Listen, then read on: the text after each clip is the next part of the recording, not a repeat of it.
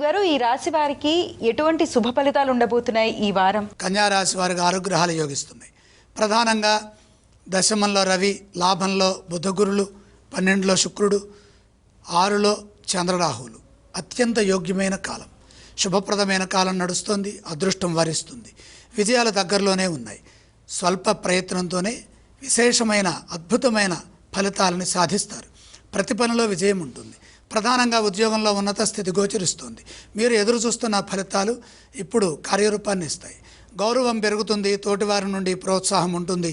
అధికార యోగం ఉన్నది. కృషిని బట్టి ఫలితాలు ఉంటాయి. కాబట్టి బాగా కృషి చేసి మంచి విజయాలను సాధించండి. వ్యాపారంలో శుభాలు జరుగుతాయి. అధిక లాభాలు పొందే వీలు కలుగుతుంది.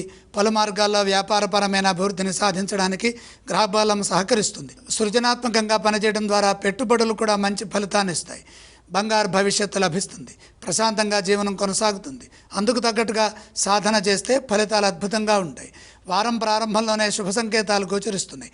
సమిష్టి కృషి మేలు చేస్తుంది. కన్యా రాశి వారు ఏ స్తోత్రాన్ని పఠిస్తే చక్కటి ఫలితాలుంటాయి? కన్యా రాశి వారికి లక్ష్మీ ధ్యానం చేయటం ద్వారా అదృష్టం వరిస్తుంది. గురుగారు, కన్యా రాశి వారు ఏ ఆలయాన్ని సందర్శించాలి?